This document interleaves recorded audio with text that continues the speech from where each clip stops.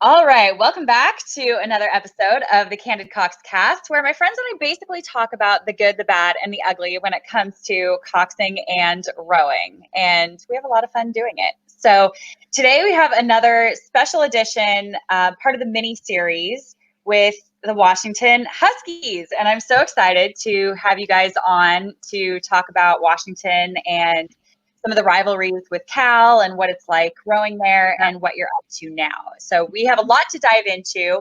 But without further ado, I would love to introduce my co-hosts, Eric, Jacob, and Ezra. So if you guys don't mind, just go around and give us a little bit of background about who you are, when you were at Washington, and what you're up to now. So Eric, go ahead. I'm Eric Ledbetter. I was class of 2015 at Washington. A Husky by birth, grew up in Seattle. After Washington, I went and coached at Columbia University in New York, coached the lightweights there for a year, and then came back and entered the rat race of working in tech in Seattle. And now I serve on the board of the George Pocock Rowing Foundation, which helps encourage youth in rowing. Awesome. Shall I go next? Yeah, sure. I'm Jacob Dawson, class of 2016. Never really considered going to America for school was a thing that was going to be viable for me, but ended up getting recruited off the back of a guy who was actually in Eric's year, a guy called Marcus Boyer. We were quite tight back home. Used to row together a bit. He gave them my name. I got chatting to Luke McGee, who was the freshman coach at the time. Went over there for a recruiting trip. We're having plans going to other schools, but after my recruiting trip to Washington, I was just kind of like, nah, yeah, this is the place I want to be. So just sort of signed the dotted line there and then, and graduated 2016. Just graduated on time, thankfully, which was some sort of miracle. And then just was lucky enough to go straight into the GB national team after that. So now I'm rowing full time. Oh, that's awesome. That is awesome. Okay, Ezra, go ahead. All right. I grew up in Northern California, just a few hours north of Cal, and came up to Seattle a couple times in high school. Kind of fell in love with the place. Watched UW race a couple times. Fell in love with the program, and like I kind of the same thing Dawson was saying. I like had to be here. I just wanted to come to Washington and row, and I did. I was class of 2016. I did my freshman year, took a year off, and then came back for 3 years. So I graduated class of 2017. But yeah. That's awesome. And so what actually made you guys choose UW during recruiting? So you must have had options, but what was it specifically about UW that really drew you to it, that made you want to be part of that program? For me, like it was just sort of the atmosphere down at the boathouse. Like it was just these dudes that all had different backgrounds. Like it was a very diverse group. There was like a fair few international people, but like, you know, no one was sort of in it for themselves. There was just an environment created where there were these guys that were trying to beat each other into the ground, but their only motivation for trying to beat their best friend that was sat next to them was to make them a better individual, and ultimately to ensure that Washington's bow will cross the line first come the IRA regatta. And I think that was something that was just really attractive to me, an element of just these dudes that understood that they were a very, very small cog in a huge machine and were able to thrive in that environment and not get upset that they weren't the big I am, and just happy to be a member of an era that was successful rather than being singled out as an individual that was successful within a program. And there was also there were some really cool stuff happened while I was out there. It was Halloween, so that was good fun. And there was also like the national championship ring ceremony. That was cool, but yeah, like I say, ultimately it was just the boathouse and the people within the boathouse that made me realize that, yeah, this needs to be my home from home.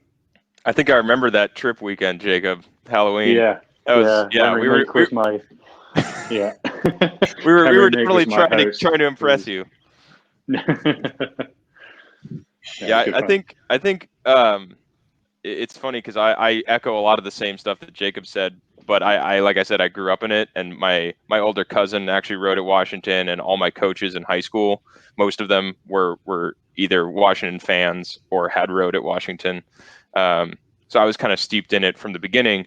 But when you're getting recruited, like you said, you're hearing from other options, you're hearing from other coaches, and I think everyone who gets recruited by those other schools hears the line that you're gonna get lost in this sea of internationals. You're never gonna make a boat. You're never gonna have a shot because Washington just recruits all these guys, and then you actually go to the boathouse, and there's really not that feeling at all. And the guy in the 3-seat of the 4V is pulling just as hard and getting the same amount of beat down as the guy who's stroking the varsity. And that was really startling to see that those guys were just as invested. And I think on other visits to places, I didn't see that as much. I saw the lower boats going off with an assistant coach somewhere else, and instead of lining up 5/8 across to hammer it out on Lake Union. But that was definitely really cool for me. I was only recruited by a couple lightweight schools. I came from like a pretty small high school program, and like never raced an 8 before I went to college.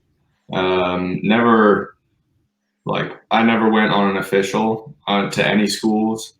But after I saw UW race, I think it was my junior year in Oregon, I saw like something that I had never really experienced before, which was a team of like super focused guys who were all there with the like same intent, the same, like they were just they looked like an army, and they did everything together, in step together, like absolutely, looked amazing on the water, better than I had ever seen before. And that's what I was like, I want to be part of that. That's what I want to be when I row in college. And I like latched onto that, and I was like, I'm gonna be on that team someday.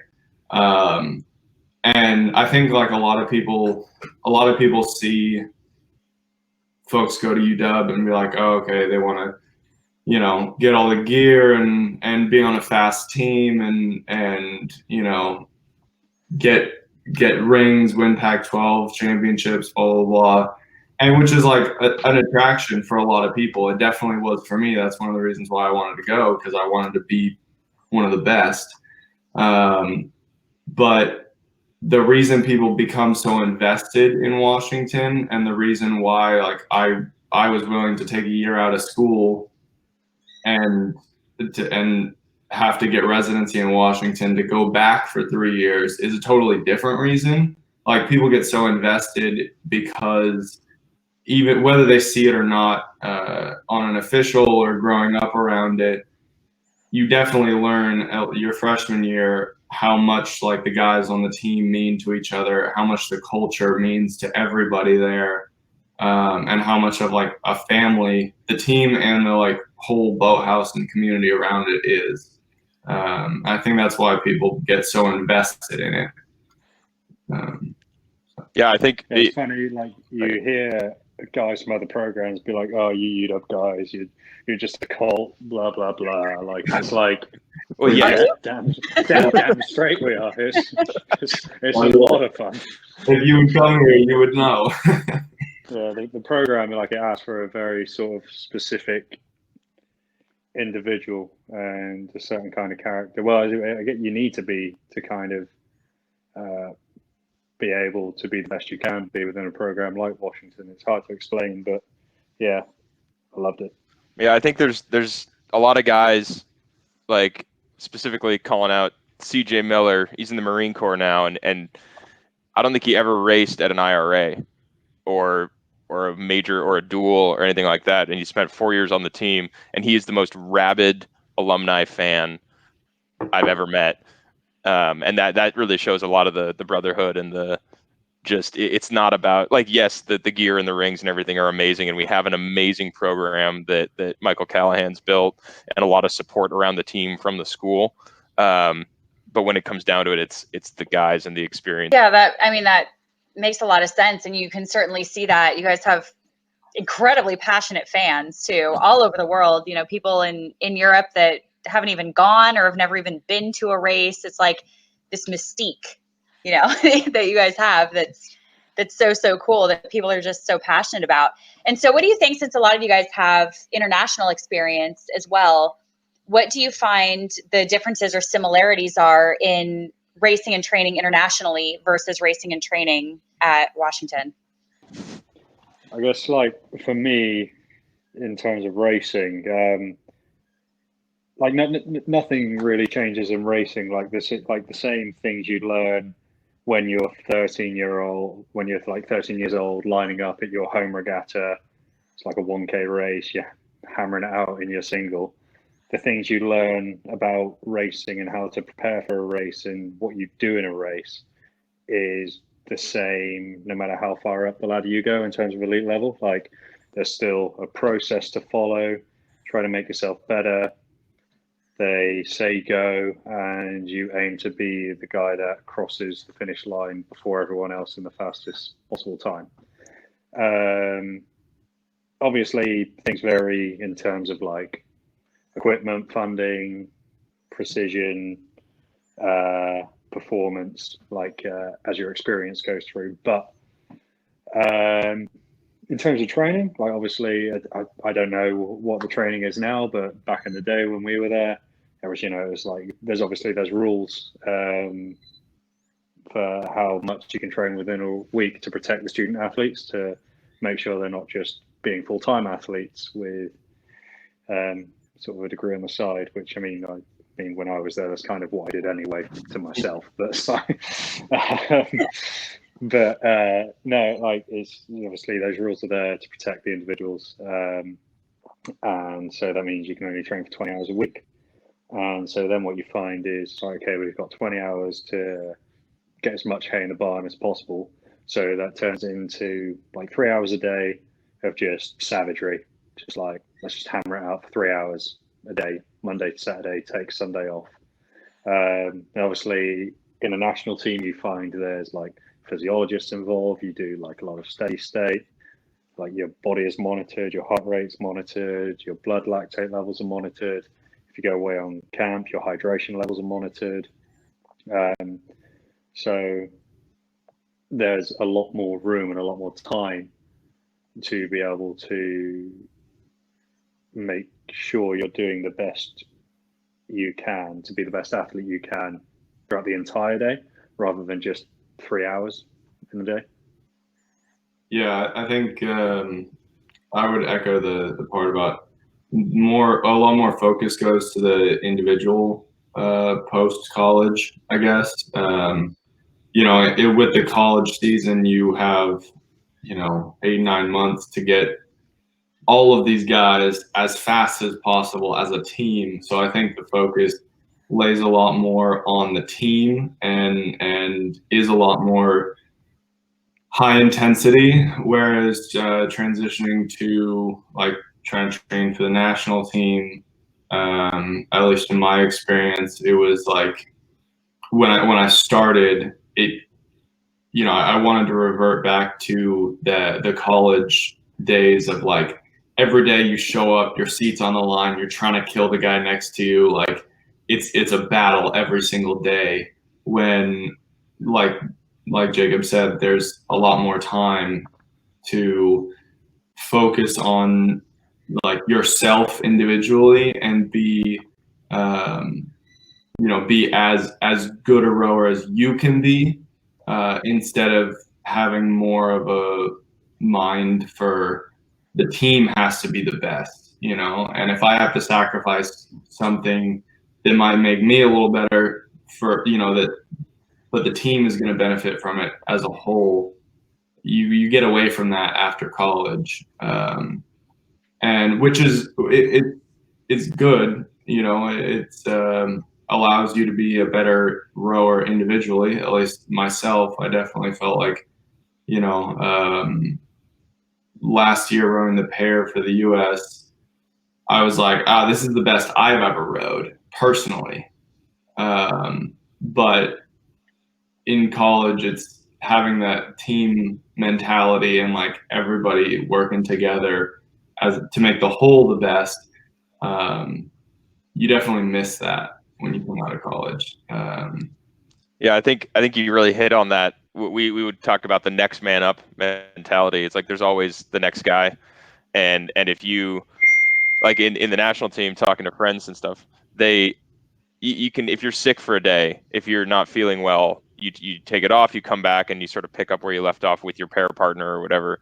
If that happens at Washington, and it's usually they're pretty good about keeping it healthy. Every now and then you're gonna sacrifice a little bit for it, but you feel that every time you take a day off, you're like, somebody else is in my seat. And I think that next man up mentality ends up being a strength, because I remember my freshman year, like 3 weeks before the IRA, we had one of the key guys in the varsity get tested for a heart murmur. He had a heart palpitation, and they had to pull him out permanently. His career was done, and they immediately slotted a guy from the 2V up into the 1V, 3V into the 2V, and we ended up still sweeping the IRA that year, and setting a course record in the varsity 8. And so it was really sort of the next man up mentality in action when it really mattered. That's really interesting. I never really thought about it that way. I guess like having sort of the individual sort of put over like the entire team, but yeah, having you guys say it that way makes total sense. Well, and I think Jacob, really quick, I think Jacob hit on it too with the length of the season. Like in the national team, you're training for an Olympic cycle, and you can do these things and develop as an athlete and really focus on your health, and you don't really have time to do. I mean, we all know how quickly the season goes. Once you hit Christmas and you get back from Christmas break, and it feels like the IRA is right around the corner all the time, and so you don't have time to sort of take that development step, and you sort of have to just figure out, okay, what's going to work, what combination, who's put in the work. Yeah, that's so true. That's so true. And let's talk about IRAs a little bit, because obviously people love to watch you guys race, and it's always like Washington, Cal, and, now Yale has been in the mix for a few years. And so it's kind of this rotating rivalry of just who's it going to be this year. So what is it like leading up to IRAs? Do things get more tense? Are you guys just seat racing all the time? Do you have it pretty set? What is it like knowing you're going to go up against these other teams and you have your legacy to defend? I mean, it sort of depends. Like, can vary from year to year. If Callahan throws out a lineup at the start of the year and it's winning and it's looking good and it's convincing, it's probably just going to stay the same lineup right up until the IRA. If you're not winning, then obviously the boats are going fast enough, and you have to investigate alternative lineups and alternative personnel to get the boat going as quick as possible. And the thing that strikes me most of Mike is he will fight tooth and nail to create a system where people have earned their seat. But also everybody within the squad has an understanding that sometimes, you could be on paper the best guy for the job, but it's just not how rowing works. Sometimes there is a subjective side to it, no matter how objective we try to make it. So I think 2014, it was relatively sort of set with maybe one change here and there, but not a ton of seat racing leading into the IRA. 2015, there was an extensive amount of seat racing post the Candid, and then a little bit more post Windmere Cup. And then 2016, we were just seat racing all the time. Yeah, I mean, Eric, what do you think? Yeah, I mean, I think you mentioned the legacy, racing for the legacy, and I think that has a lot to do with it. I mean, we talked before about the team over the individual, and our senior year we had won 5 IRA varsity 8s in a row, and so going into trying to be the first team to win 5 in a row, was definitely a weight of some pressure on us, and putting the legacy, even the legacy over the team, over the individual. And after losing the Cal duel, which I think it was 7 years since the last time that Cal had won the duel, and I remember thinking to myself that the last time that they won, I was like 14 years old, and really having this sort of come to Jesus moment that the next 3 weeks of C racing before Pac-12s were going to be some of the hardest weeks of my life. So the process definitely responds to how the season's going. But Jacob's totally right that Callahan does an amazing job of building a system of trust, where and that starts in the fall. That starts with running races that we do and how he's calculating everything, and when he makes those decisions, I won't say that 100% of the time everybody's happy with the decisions, but everybody can walk away and say that they trust that he made the right decision. How much does that legacy play into your everyday training and racing? Obviously, it's very important, and you guys have everything from the history of the Pocahawks to just a winning program for so long. But when you show up day one, how is that instilled in you to sort of carry that on? Yeah, I mean, not to, everyone makes fun of me for talking about the boys in the boat all the time and calling me a brainwashed Washington guy, but at the end of the book, they say the freshmen show up on the first day and they sit under the shell, and that's 100% true. I still remember my first day, listening to Luke McGee, the freshman coach at the time, basically saying like there was 150 people who showed up to walk on, and he was like, most of you aren't going to make it, but those of you who will are going to have like the experience of your life. And pointing at that shell, and so it's literally from day one you feel that. And that was even before the boys in the boat was ever a thing. So it was kind of cool when the book came out, because we realized other people actually like this story, and it's not just some dorky thing that this cult enjoys talking about. But I don't know, Ezra, you want to talk about your experience with that? Yeah, I mean, I the same way, man. I remember the first day, the first meeting, Luke McGee talking to us, and we're sitting around the dining room where for the next 4 years we ate dinner Monday through Thursday, 4 nights a week, sitting underneath the shell from 36. So it's obviously there's physical reminders everywhere you go about the legacy of the program and the history.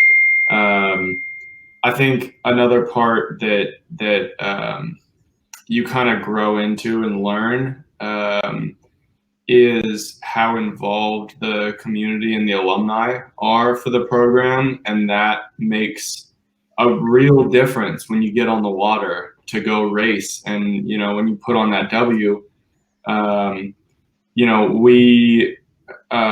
believe they're still doing it.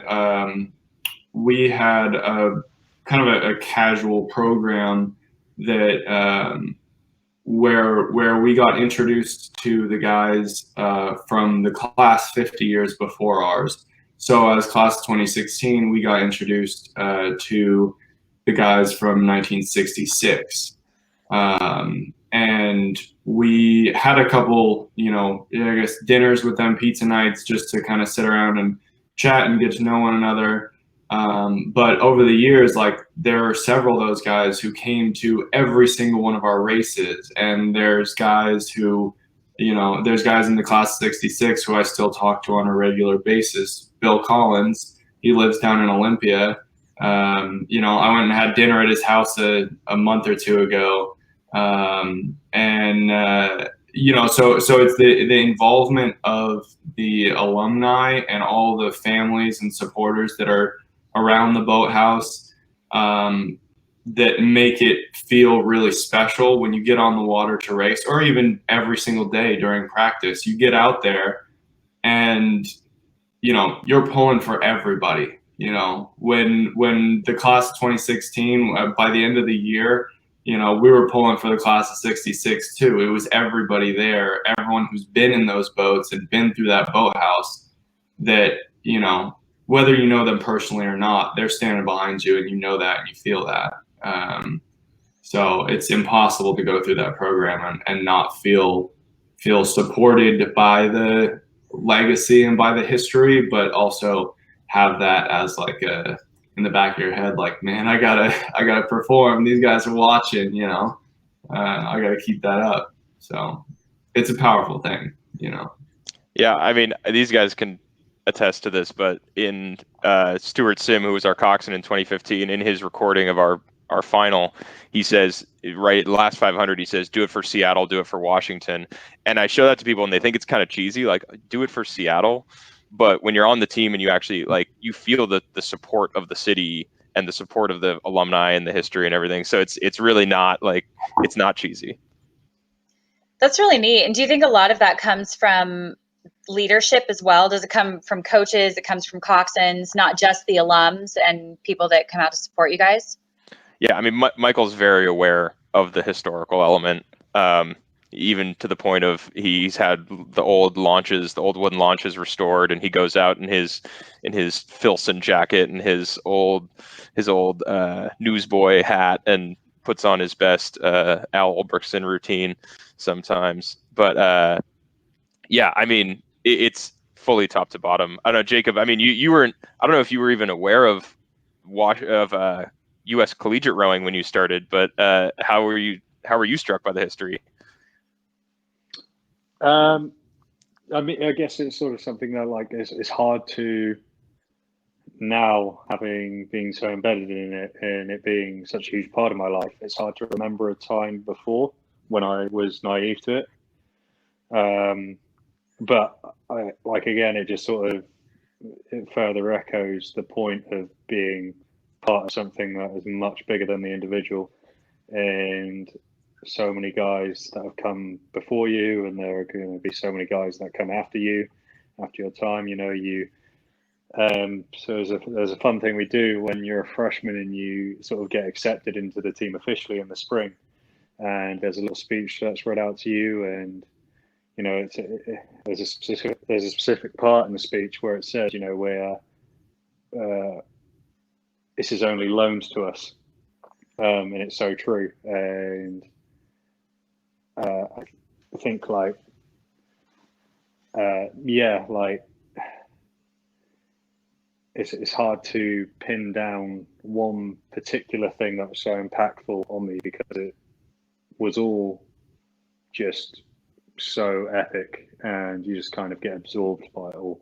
I was just gonna say, like, even now talking, I try to stay in contact with the current rowers, and especially now that there's no rowing this year, trying to sort of check in on them, but just to be able to talk to them, it's cool to see the next generation sort of going through what we went. I mean, they're not that much younger than us, but seeing them have those same realizations is really cool. And Jacob, like Jacob said, it's like, it's loaned to us, and that was always my favorite part of the speech too, because they're literally talking about not just the experience being loaned to us, but the lake. It's Lake Washington, and it's the boathouse, and it's like you get 4 years, and that's another difference between Washington and international rowing, is you only have 4 years to make an impact, and so there is sort of that urgency, I think, to not waste it and to not take anything for granted while you're there. And I remember especially my senior year and right after I graduated, being like, talking to freshmen and younger guys and being like, enjoy every terrible erg, every time you're running the stadium, because as soon as it's over, you're going to miss it. Let's talk a little bit about racing, because this is where it gets really, really fun. So I'm sure you had a lot of great races. Quick caveat, just a quick story I like to tell about Ezra. All year, Ezra, when he got in the boat, he sat 3-seat, and he kind of set the rhythm and held us all together. There was a lot of meatheads in that boat, and all year Callahan was calling him the mortar, like the glue between the bricks, and he was holding us together and giving us some structure. And at the end of the year, I said something about, like, yeah, Ezra, you're the mortar holding the bricks together. He's like, what? No, I'm a mortar, like a cannon, like a big mortar. that shoots off and blows things up. And I go, nah, man, you're holding the bricks together. You're just the structure. I do not remember that, but it could have happened. I think I was at IRA. You're like, wait, what?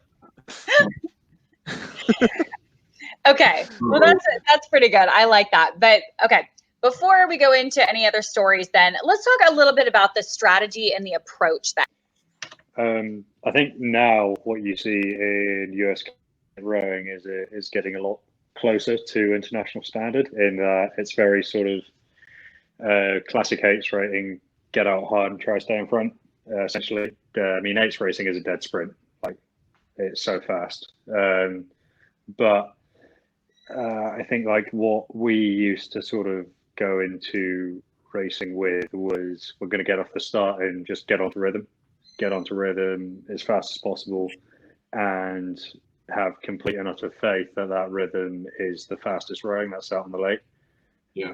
And knowing that at the 1K, no matter where we were in the field, that's when we were going to start walking, because everybody is paid way too much, way too early, and we're just going to use everything that we've been doing throughout the year that's prepared us for that third 500 of the IRA final to just move. Yeah. I feel like at least when it came to line up on the start blocks and hearing the countdowns or whatever go, it was definitely like a just trust in the guys in the boat, trust in Stu or in 2016 Riley. And I mean, especially like Pac-12. Pac-12 for me in 2015, that was my first race in the varsity ever. And it was just kind of like, I felt like the big leagues, but at the same time, I was like, all right, I know that we have a killer bass rhythm.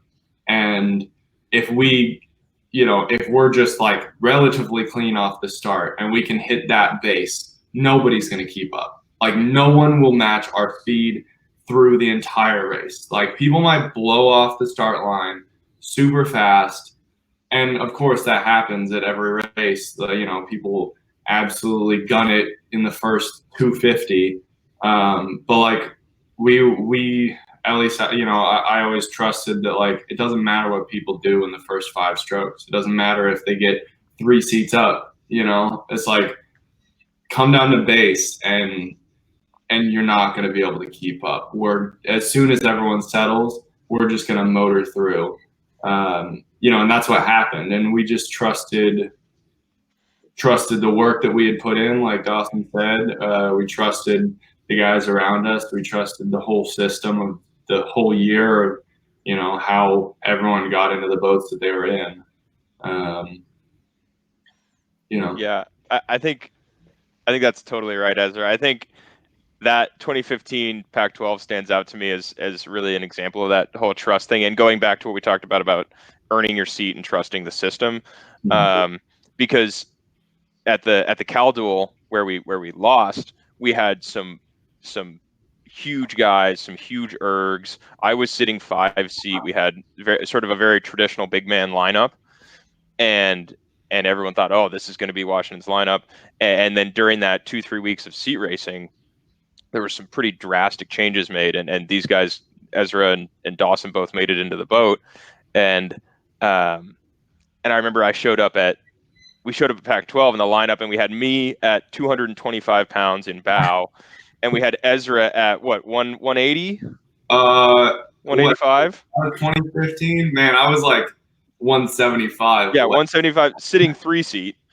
And Sam Dahmer, who ended up being the bow seat for the Olympic Gate in Rio, who came out to Pac-12s to watch, and he comes up to me on the practice day, and he goes, I just saw your lineup.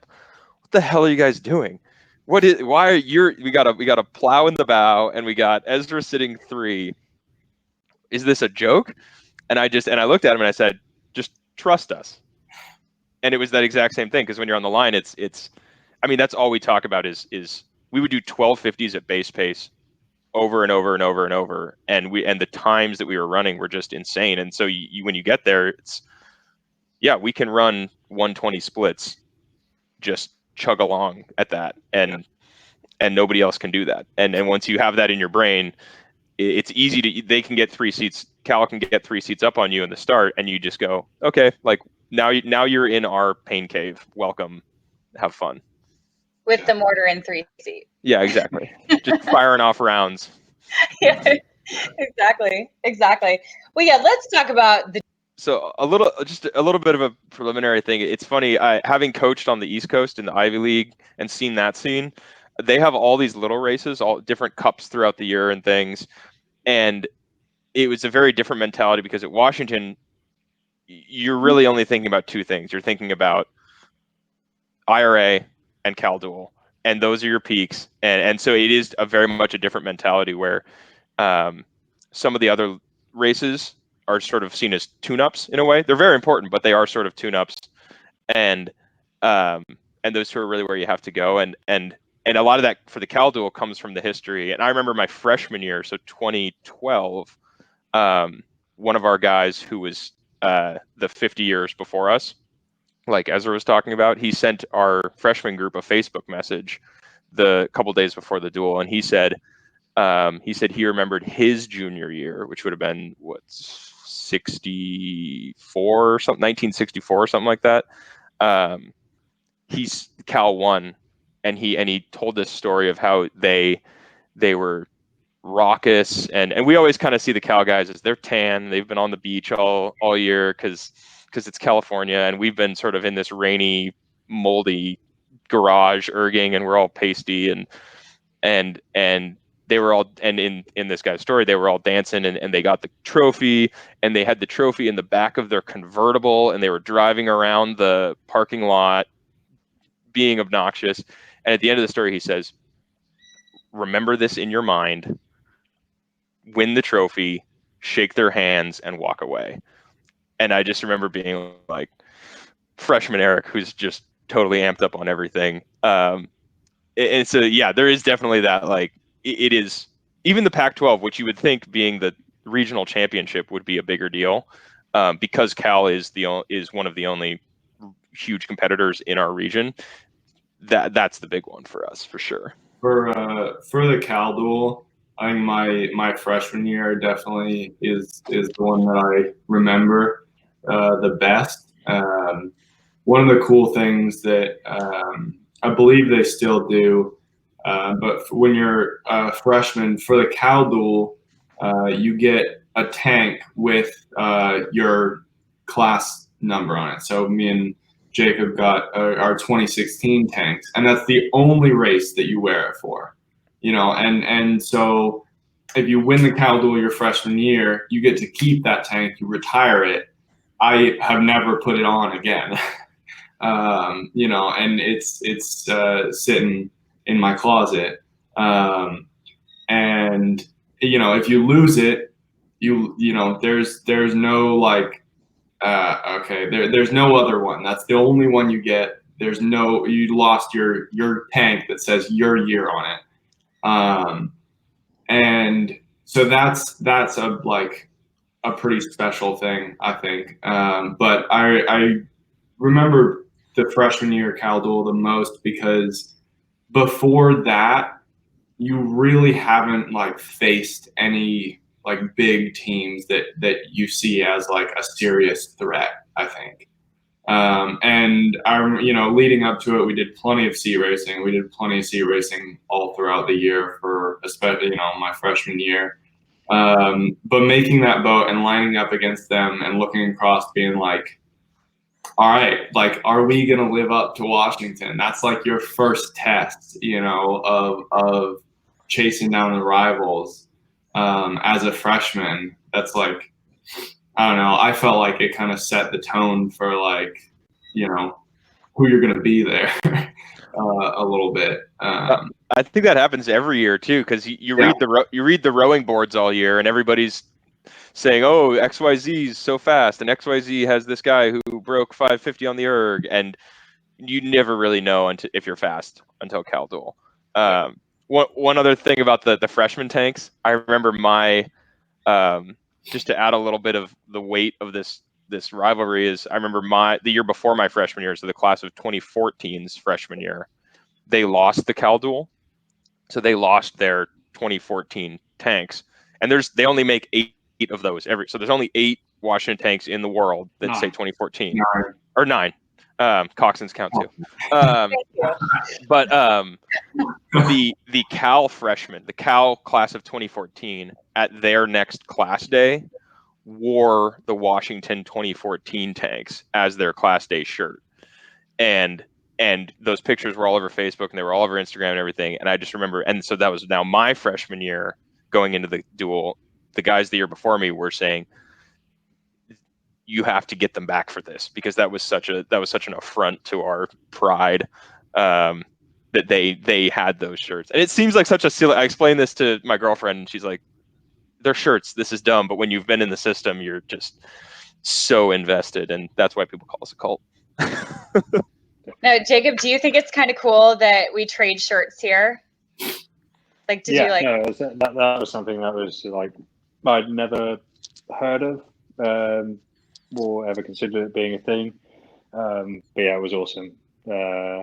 Just like the reasoning behind it being that you're racing for the shirt off your back.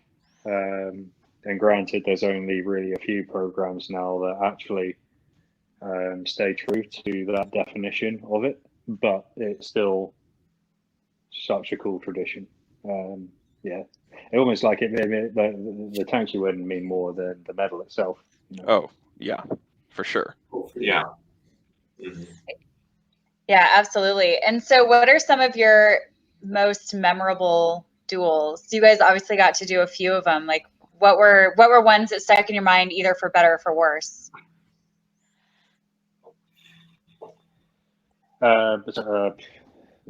Duel wise, I think 2014 stands out to me. I guess I was the only guy racing in the varsity at 2014, but it was basically Cal was supposed to win it. They were tuned up. They had their fastest 8 ever, and we're racing at Redwood, their home turf. Redwood is such a cool place to race, and if anybody gets the opportunity to race there, it's awesome. It's like basically a purpose-built or not even purpose-built for racing, but it's like a body of water that's just about 2K long. You've got to back it up pretty much onto the shore. There's a guy stood there in waders making sure you don't beach your boat when you're lining up for the start. Then you cross the finish line, you've got to check it up hard and fast so you don't run out the bank on the other side. It's just wide enough for 2 boats as well, so it's just like a straight drag race. It's an old shipyard from World War II. They used to build ships there, and so it's literally I didn't know 2K. that. It's a 2K box. It's crazy.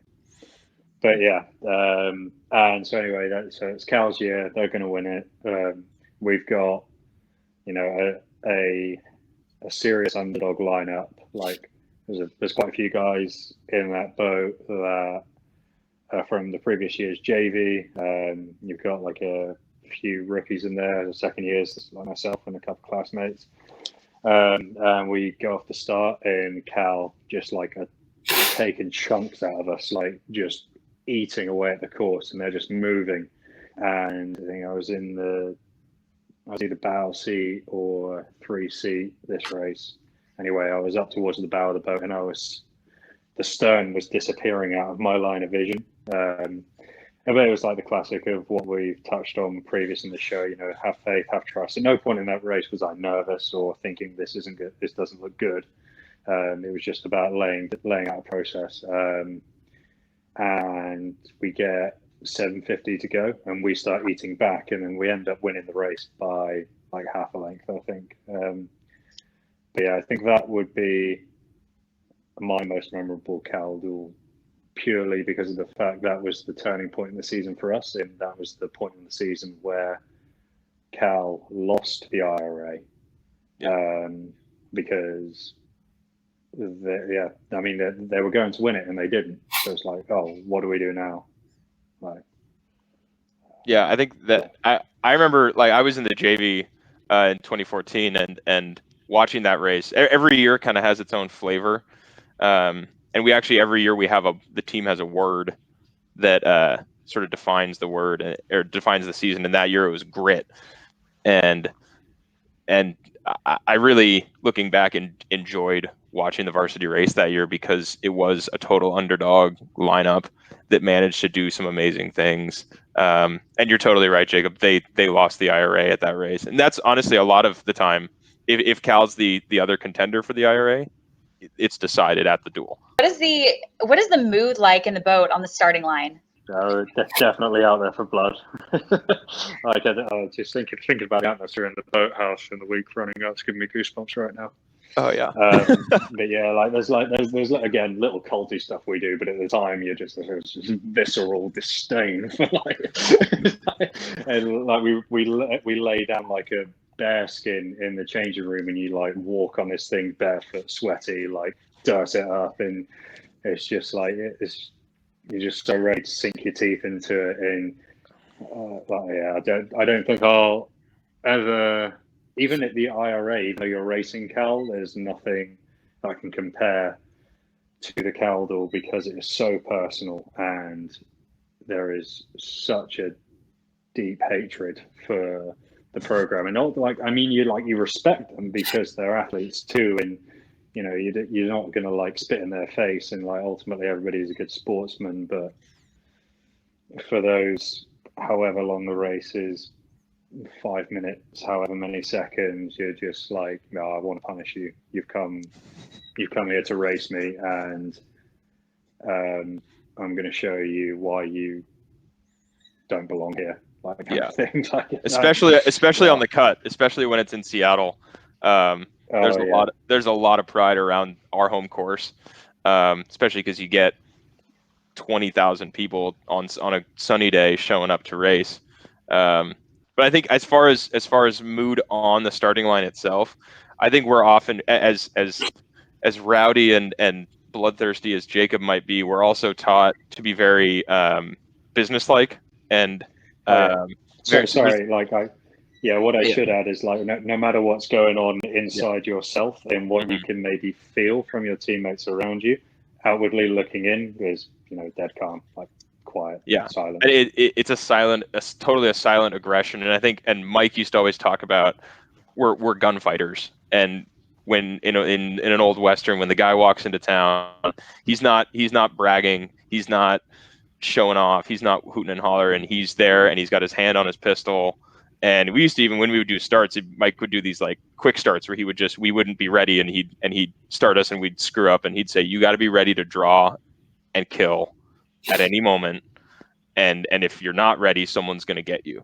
And so it is very businesslike, and everything about the race, we call them business trips, and there's a reason we wear suits on the plane and all this stuff. And as terrible as wearing suits on the plane was a lot of the time, but like we take pride in how we unload and load the trailer, with how we spend our time at the race course, and all and so everything from the smallest, like strapping down the boats, to sitting at the start line, you're fully calm and efficient and ready to unleash hell.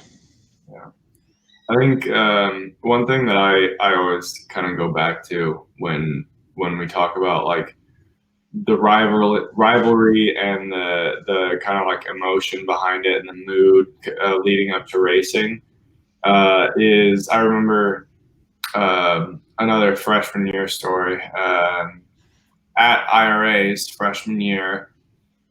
We had beat Cal in at the duel and at Pac-12, but even still, like by the end of freshman year, I had the rivalry like so embedded in me that I remember the night before, in our meeting with our coach, Rick Gerst, he told us, he was like, at some point he said, I know that the rivalries are very strong. It's like a very emotional thing. It's very powerful to you guys and it matters.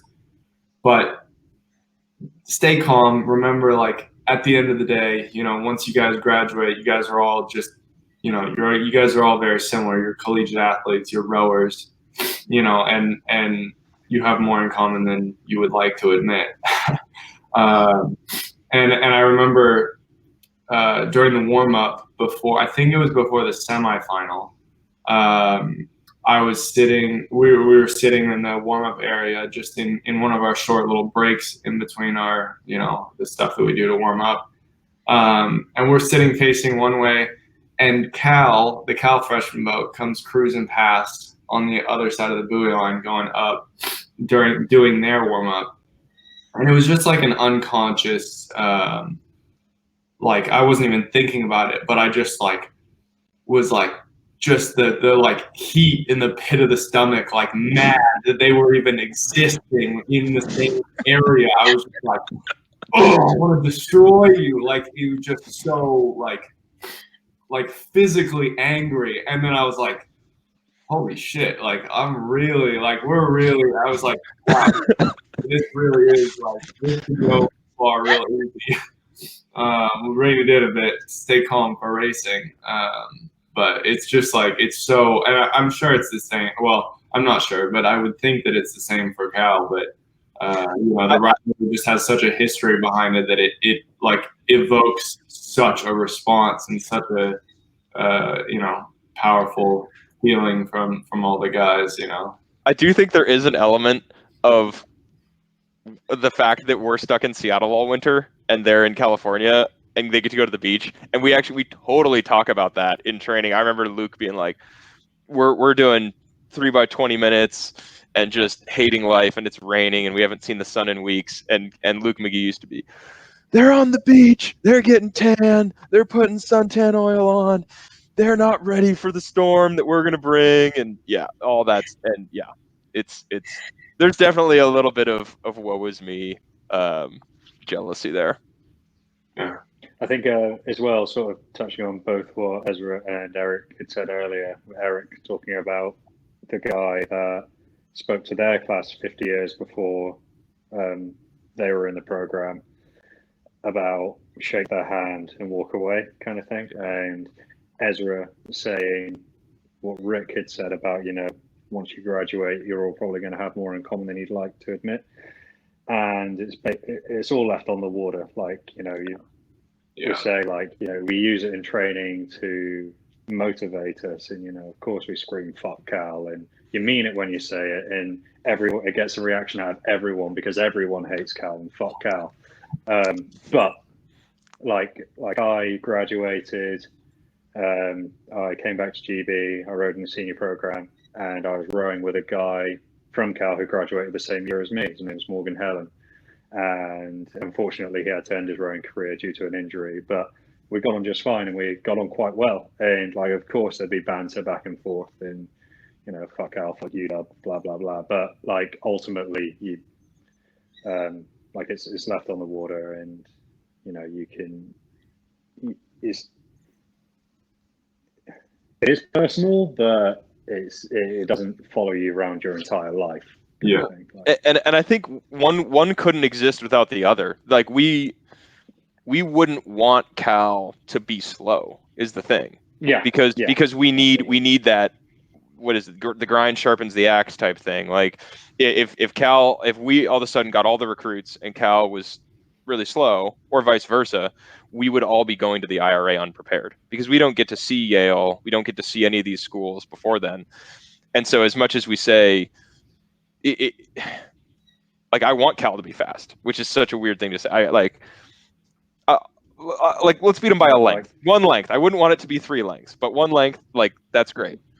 Yeah. Well, I think it's what we used to say in the boathouse. It's like we don't want to get lucky. We want to beat everyone on their best day. Exactly. That's totally. Yeah. Yeah, that makes sense. And is there anything that you guys can remember that was particularly impactful that either Mike or maybe one of the alumni even told you that you still kind of remember or keep in mind today, just about competing or about being part of the legacy, or something you kind of took into life after watching? I think Mike always used to talk about, to me, about sort of just being in the moment and enjoying it and appreciating that one day this is all going to end, whether this is like you're at the end of your own career after UW, or you carry on to a senior team. At some point it's going to end and you're going to stop doing this at the level you're at. So enjoy it and enjoy how fit you are. And like, you know, very few people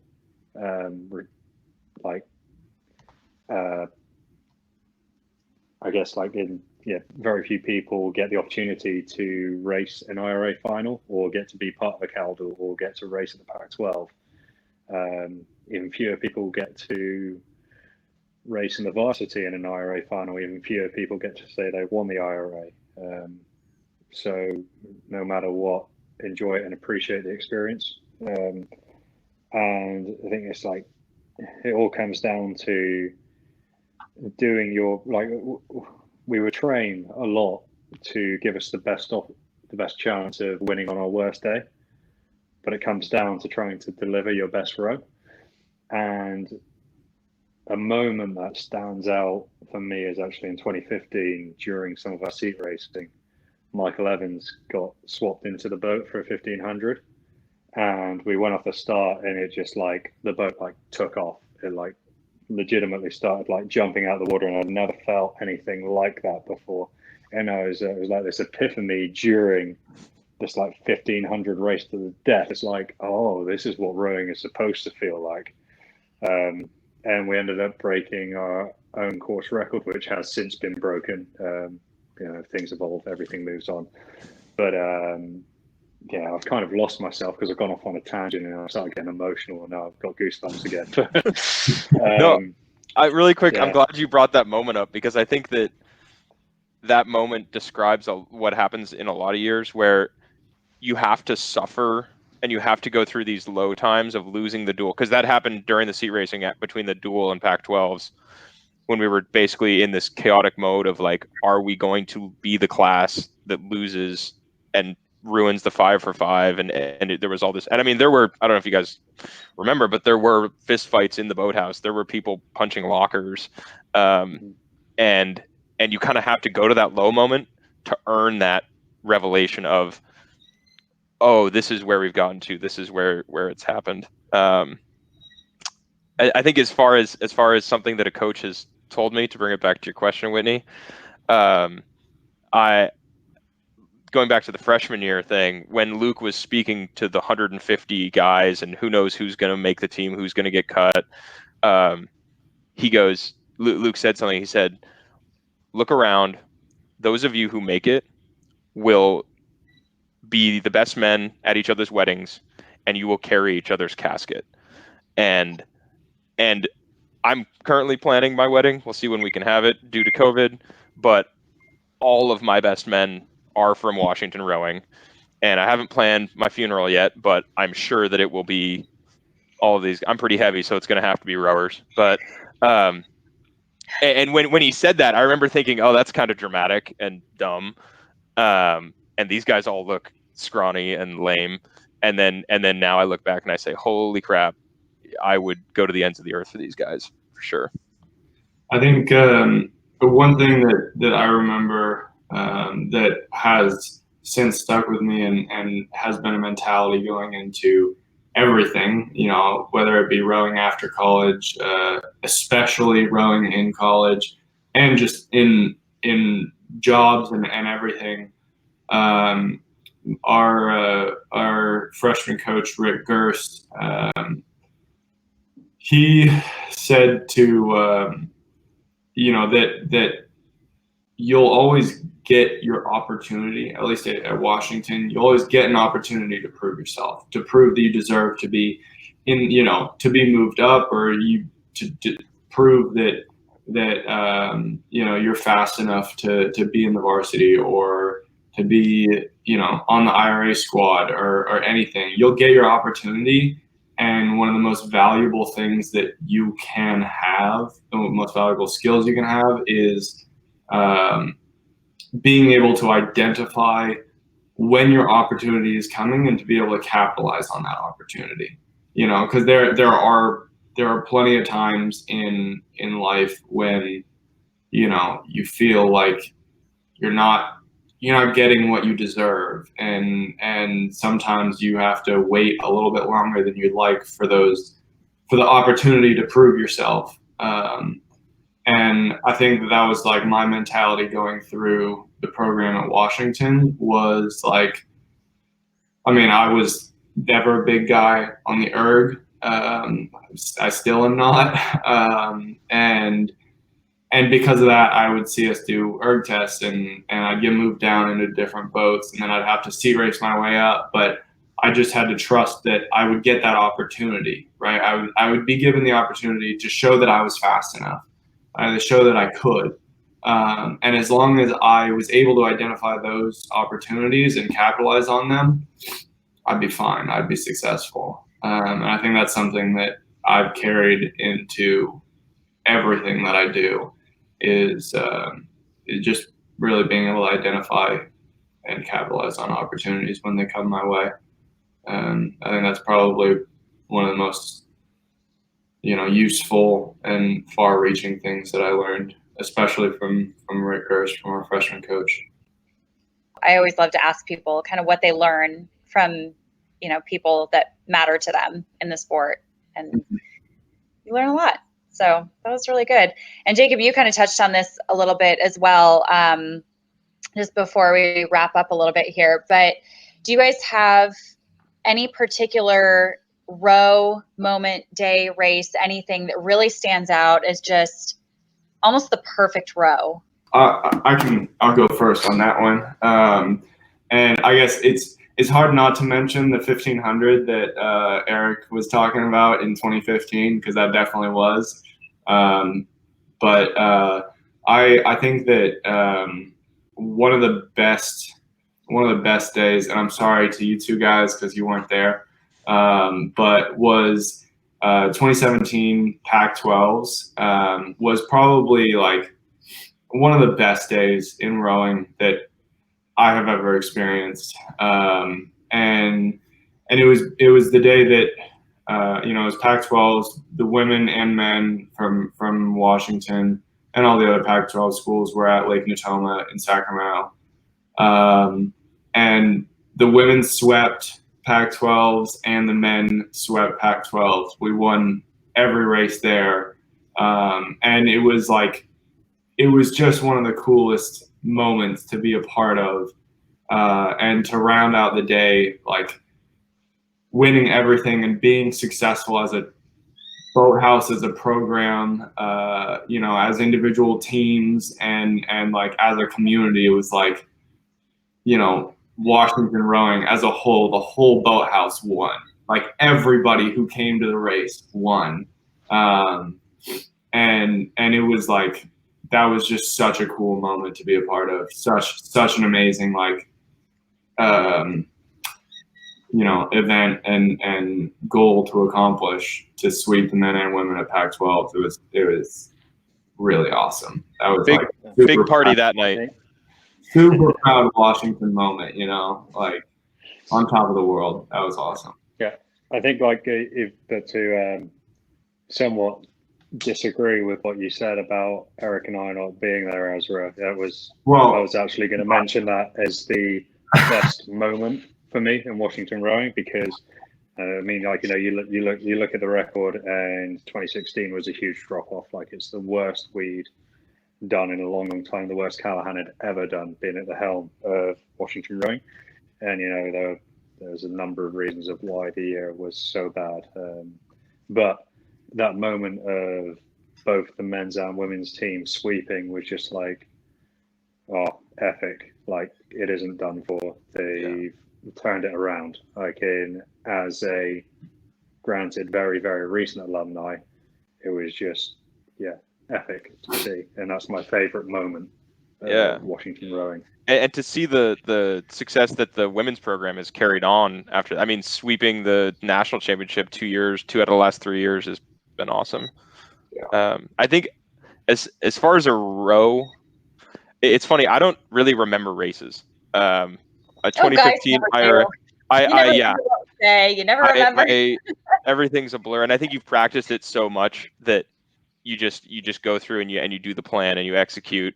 I remember after the IRA when we were training for Henley, that's a whole different story to talk about, Henley 2015. But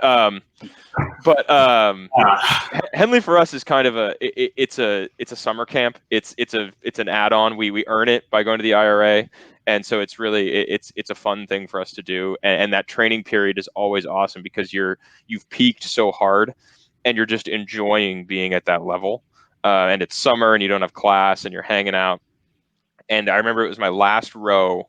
It was my last row as a Husky on Lake Washington, and we were on the 1250 line, and we just did laps at a low rate. It was like a 28, 30, and the splits were like rate 28, low, like mid 120s on the split. It was insane. And Carlos Denares was actually there and took video, and it's like a 30-second loop. It's back before Instagram let you do more than 15, 30 seconds or whatever it was. And I have this loop of us rowing at a 28, and it just brings back, and I'm getting chills. But that feeling of the harder I pull, the easier it gets, the faster we go, and this cycle of, and we talk about flow and swing and all these words that people use, and I'm always kind of scoffing, like, just pull harder. But that day I remember, and it's gorgeous, flat, sunny, bald eagles, and just being like, this is the best rowing I will ever do. Kind of like Jacob said about Callahan telling him, enjoy this, because not many people get to do this. I was thinking, like, there can't be that many 8s in the world that have ever felt like this. Yeah. I still love those videos too, because I watch them fairly regularly, and oh yeah, damn, those were the days, you know? Like, yeah.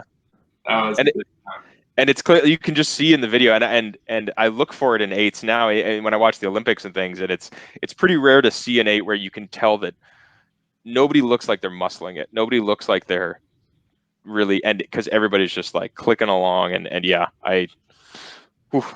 I'm getting chills just listening to you guys talk about that, because feeling it as a coxswain, obviously it's a little bit different, but we feel things in like our feet and our fingers. And when things click like that, it's a completely euphoric feeling that's really hard to describe, especially with the power of 8 men. People ask me all the time, like, why do you cox men? And I'm like, do you know what it feels like to be in an 8 that has amazing swing and stuff? Like, you can't describe it. It's otherworldly, really. So now off my high horse there, but okay. So I want to just ask you guys a couple questions about the duel and see if you know a little bit about your history. Now, I also asked the Cal guys these questions, so we'll see if do we get to hear how they did after?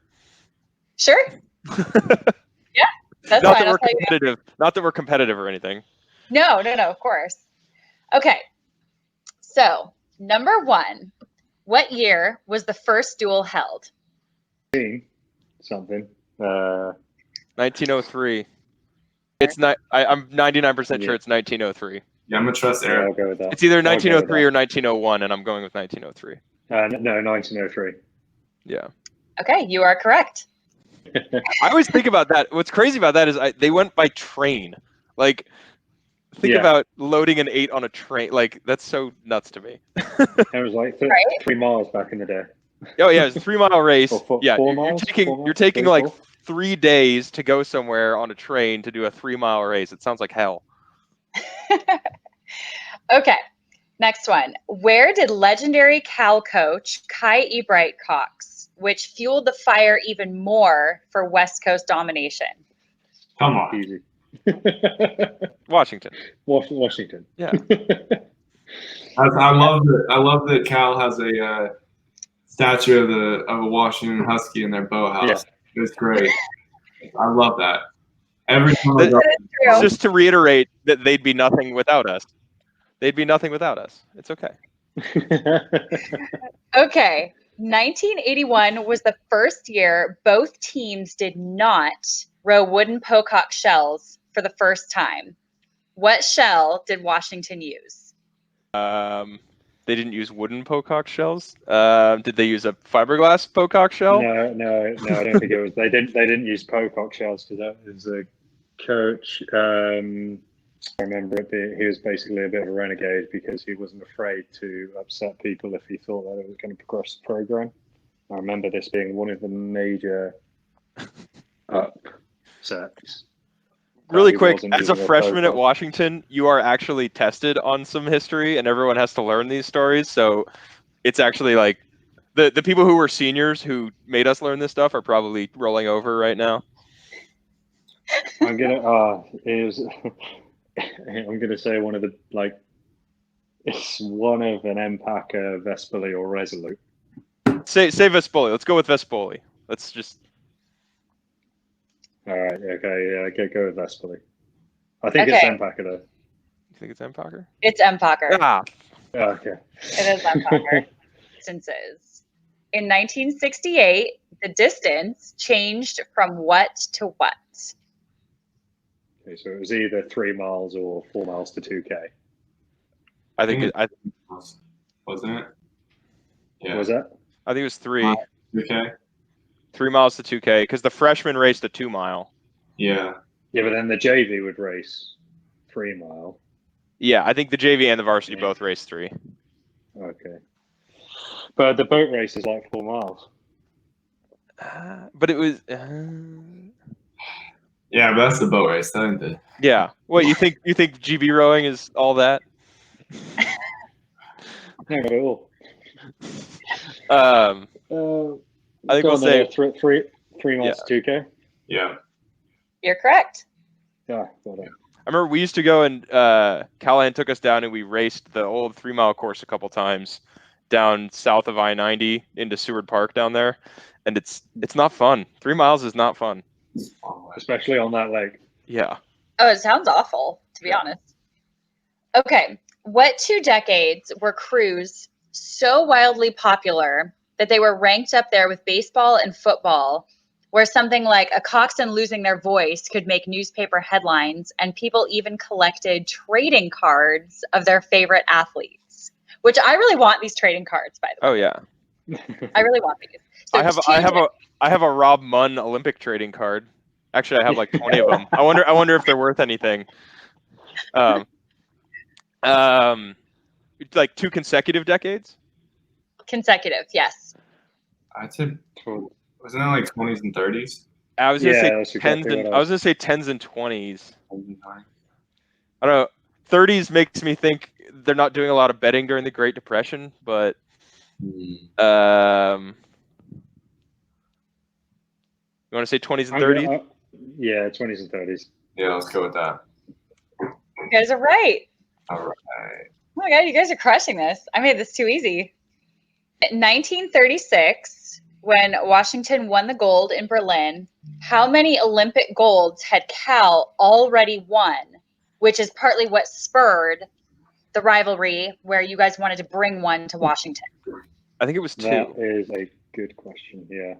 I think it was yeah. I think they won because they won an 8, and I think they had won a 4.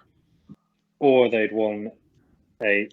Like Cal were the US 8 twice in a row, but I think it's 2. Yeah. Yeah, it's 2 either way. I think. You're correct.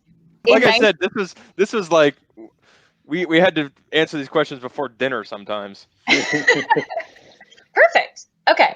In 1907, the race was not finished. Why? Can I ask where it was held? It was on your course. I'm gonna say somebody sank.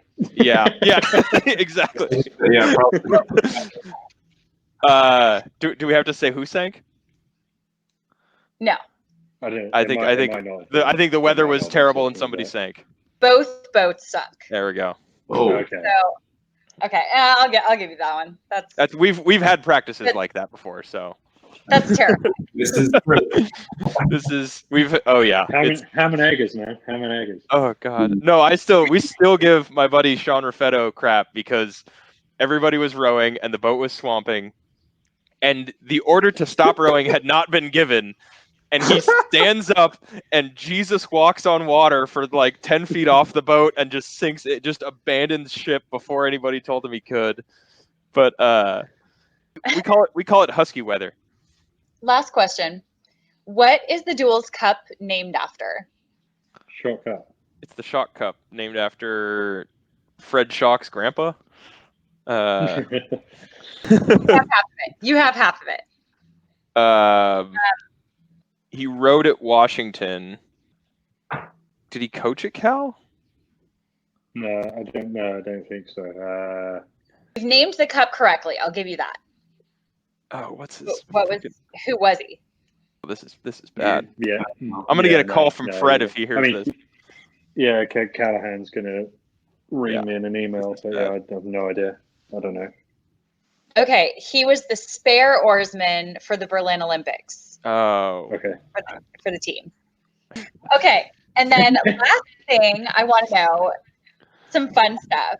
What are some of your favorite memories on the water and off the water? After winning, driving in the van. The time between winning the IRA and getting on the plane home. Yeah. That is the best time, especially my senior year, when we were delayed by weather in New Jersey, which usually being stuck in the Newark airport is a terrible, terrible thing. But there was lightning storms, and we sat in the Hard Rock Cafe or whatever it was, and just had the best time. And all our parents had flown out from Seattle, so they were all on the same flight. And so it's like our parents are there, the team's there, and you're just don't, and you still have finals to go back to at school because UW's on a quarter system. But at that point, you're just like, what are finals? Matters. Yeah, nothing matters. We won. That's awesome. I think like something that it's like there's not really one specific moment with what I'm about to say, but it's like just like standard like locker room shenanigans, like the showering after practice. Like, I mean, that sounds a little bit sketchy, but like it's like it's okay. I miss like, showering with you too, Jacob. Yeah, you can't like you can't replace that. I'm gonna have to say Friday Night Fights. Oh yeah, that was probably so on Fridays. I'm not sure if they still do this, but on Fridays we would go out in the 8s and we would do a 7K. What is it, like 22? I think. Yeah, it's 7K, and if one boat gets up a length, they drop 2 beats, and the boat behind goes up 2 beats. So basically, you're neck and neck. It's like head racing, but side by side for 7K. Low rate, like grinding as hard as you can. You go out to the locks and you turn around and you do boat weights, just like stern 4, bow 4, all 4, or sorry, stern 4, bow 4, all 8, like pretty much all the way back.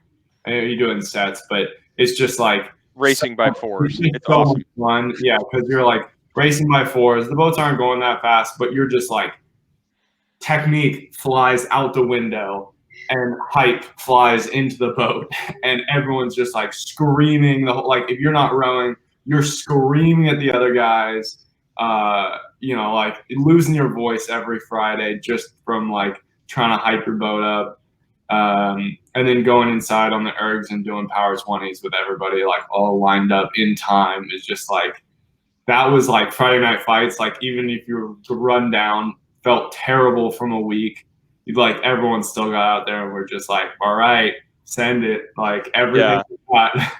It's like talking about you get into the hype as well, because I broke the small bone in my hand smacking a rigger. No, that's the only time I've seen broken oar handles, broken pins, and broken erg handles are on Friday nights, because everybody's just going mad. And you can see there's those YouTube videos. If you look up the Husky Power YouTube videos, that's Friday Night Fights when everybody's and now they've which I think is amazing. They've integrated the women into it, so it's literally the entire boathouse. It's 120 ergs and everybody. I show that video to people and they say, how can we generate some electricity off of this? Because you could power the entire, like the watts in that building. You can feel it in the air. It's so much fun. That's amazing. And you do that every Friday? through the winter. So you do it. It's like 12 consecutive Fridays. And it's just like Ezra said. It's like you think you're dead by Thursday evening, but then that's why the workout is like you're basically doing 20s by 4s and 20s on the erg, because you can always do 20 more strokes. Yeah. And so it like tricks you into doing this extra work. I remember, I don't know if it was my junior or senior year, but they renovated the football stadium, and they gave us, somehow we scrounged the old like speaker amp from the football state. So like it's supposed to be playing music to a 60,000 person football stadium, and we put it in our erg room. And I don't think we ever turned it up past like 20% volume because we were afraid of what would happen. But so you're doing power 20s with a coxswain with a megaphone. You're not even really looking at your screen, and there's techno and metal playing, and yeah, it's. I think for a while they were trying to get an in-house DJ to DJ it, but yeah, it's wild. It's wild. That's so awesome. Well, thank you guys so much for your time. I'm sorry this, went a little bit long, but I certainly appreciate just hearing your stories and just talking about rowing. It's really, really great to hear that, you guys had such a great experience there and kind of what it was like, and, giving us a little glimpse into what your time there was like. So thank you very much. Yeah, for sure. Yeah. We'll have to get you up for a Windermere Cup, Whitney. Thank you for having us. Just count me in right now. Okay. Yes. And Jacob, you got to come back too. Yeah. And for everybody else that is listening, again, thanks so much for letting the guys come and just talk about your rivalry and stuff. It's always really exciting to hear that. We have such passionate fans all over the world. You can always write in questions, comments, guest suggestions, anything at all at Iron Will Wit on Instagram. And we will see you guys next week.